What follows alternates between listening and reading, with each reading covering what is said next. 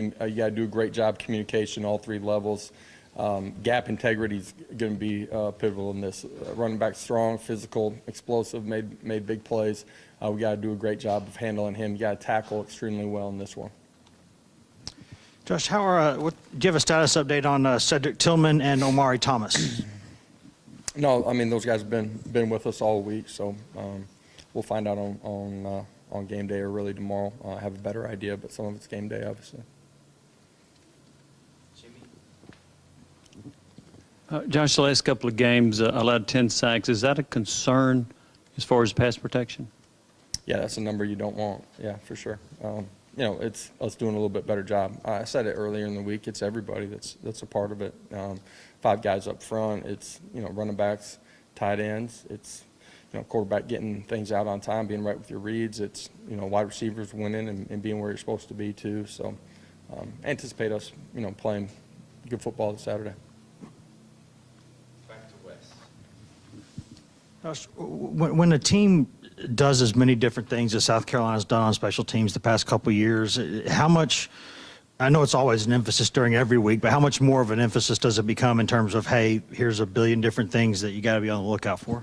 Well, it's an emphasis every week, right? I think special teams is unique in that you're out there for one play. You don't get a second set of downs to go get it right. You got to handle the opportunity. It's like playing defense, though, right? There's alignment assignments, and you got rules to be able to handle different formations, whatever it might be, when you're on a defensive return type unit, if that makes sense. And so your kids got to be dialed into all those things and be able to adjust. And then you got to go play with integrity on that play. And a year ago, we were in a safe position. We just didn't execute and handle it the right way. But you got to expect the unexpected with these guys for sure. Coach, talk about the importance, if you will, of getting off to a quick start Saturday night. Would love to, yeah, and that's something we talk about and want to do in every football game. All offseason we talk about starting fast, finishing strong. But if it doesn't, I think it's important that your kids settle back into the ball game and understand that's okay, man. It's a 60-minute game, and no matter how it starts, what it looks like in the middle, you got to continue to put on more steam. It's one of the maxims, one of the things that we talk about all the time. We'd love to, but let's go play football for 60.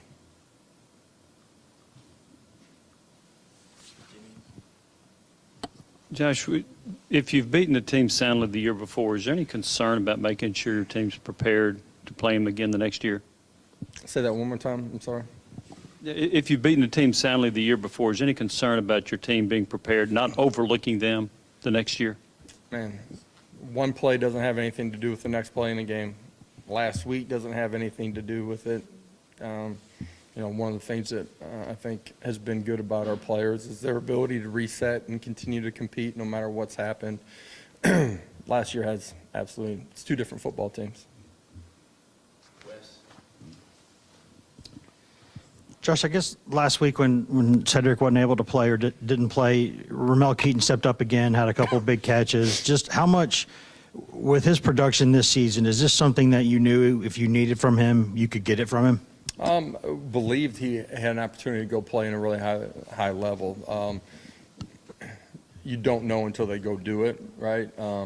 His growth off season, just who he was, how he competed, what he did on the practice field, consistency and habits, lended itself to us believing that he would perform at a really high level if or when the opportunity came. And we don't change anything. You can tell Hendon's got great trust in him, and he's performed really well every opportunity that he's gotten. So y'all wearing the orange helmets in this one. As a coach, do you all kind of enjoy the change too? I mean, I know the kids get excited for it, but I mean, is that something that you pay any attention to at all? Yeah, I get excited for the kids when they're excited about it, and our classic uniforms are as good as there is, and love them. But I think, our players and recruits, but our players love being able to put a twist on things, and this week, the orange helmets, they wore them a week ago just trying to break them in. When they saw that, there was some excitement from them, and I think it's, awesome. These were worn a long time ago, but it's still part of our tradition, being able to celebrate that. When players get a chance to be a part of picking things out, our leadership council was a part of, picking these out last spring. So a lot of excitement from them. Josh, I think Tyler Barron had a career high for tackles for loss last week. Just talk about his play and how important it is for him to continue to play at that level. Yeah, his best football is still a long ways out in front of him, which is a real compliment to him. High expectations from myself and our staff about what he can continue to become.